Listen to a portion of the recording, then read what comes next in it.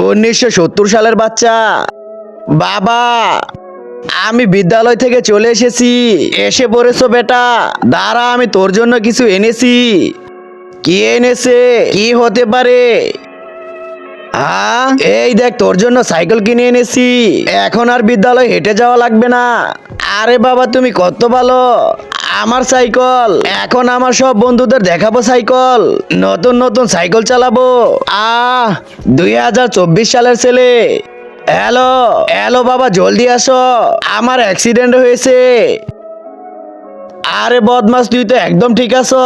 হ্যাঁ, আমি ঠিক আছি, কিন্তু এই বাইক ঠিক নেই। এটার তেল শেষ হয়ে গেছে, এটা ঘরে নিয়ে যাও। আমি নিয়ে যাব না, তাহলে আমিও কালকে থেকে স্কুলে যাব না।